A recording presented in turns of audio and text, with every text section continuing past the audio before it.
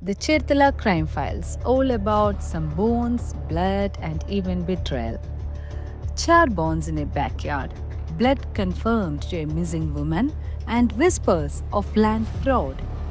How could a Kerala village hide such horrors for nearly 2 decades? Tonight, we unravel not just a crime, but a chain of failures, greed, and silence. The deepening horror is here it is. The new discoveries and forensics investigations. Since episode 1, the video which we have uploaded earlier, investigators have unearthed even more chilling evidence. Over 10 burnt bone fragments, a skull, and a tooth with a steel cap were recovered from Sebastian CM's 2.5-acre property in Pallipuram.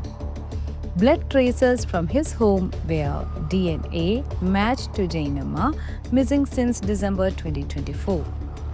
Jewelry pawned by Sebastian has also been confirmed to belong to her. These breakouts strengthen suspicions that his house was not just a home but a graveyard. And even though there are some other narrations too, Jainamma was not at all alone.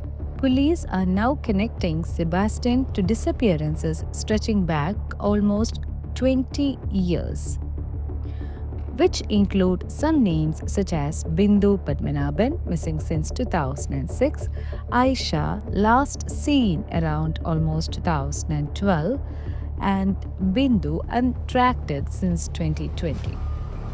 A capped tooth found in the remains might link directly to Aisha. Families of these women are providing DNA samples, hoping for closer, fearing the worst too. We can't even imagine their situation. But there are also controversies to this. But here lies the first controversy: were these murders even preventable?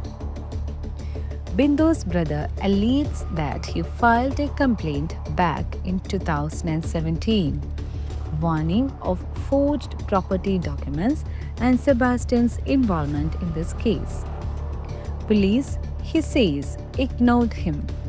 Years later, those same suspicions are now resurfacing, only with skeletal remains to prove them that was right. Critics accuse Kerala police of negligence, claiming women's disappearances were brushed aside until bodies literally surfaced from the earth.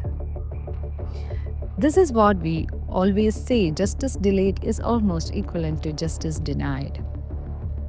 And there are also some possible accomplices. Was Sebastian acting alone here?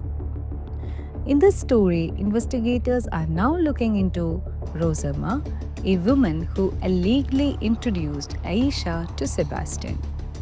In a shocking twist, ground-penetrating radar picked up signals at her property too, forcing police to dig even more deeper, literally.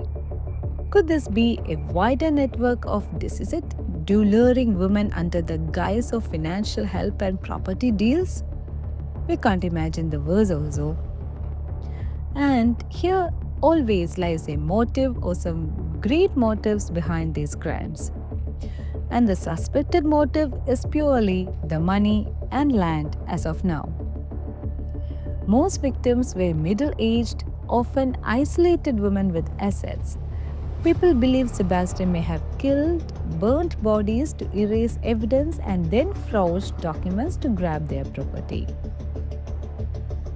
Land fraud and serial murder is a chilling combination that blurs the line between white-collar crime and bloodstained horror. The public anger and the political pressure are even on the other side. The Cherthala case has triggered outrage across Kerala. Locals are staging protest, accusing police of delay and demanding a special investigation team on this too. Politicians are under so much of pressure.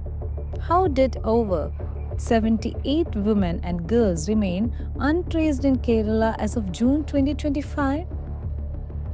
That distant number which we cannot even digest of. Why did it take charred bones to wake up the system? This is what we always say, the justice delayed is always justice denied. Most victims are middle-aged too. Land fraud and a serial murder, a combination that blurs everything. The Cherthala case has triggered outrage almost across the South Kerala. Politicians are under pressure. Opposition parties are calling this a systemic failure, turning Cherthala from a crime scene into a political battlefield. Let's see where the case stands now. As of August 2025, DNA test results for the remains are awaited. Forensic analysis continues on bones, teeth, and jewelry. Searches are extending to neighborhood properties. Sebastian remains in custody but purely uncooperative, and SIT is under consideration to review cold cases across the Kerala state. Was Sebastian Kerala's hidden serial killer or just a face of a much darker network? The answer lies buried, waiting for science and justice to unearth them, hopefully, fingers crossed. And always remember this, no matter how dangerous, no matter how long it takes, justice will always have a voice and will make it heard. Stay tuned with the Unmasked Indian.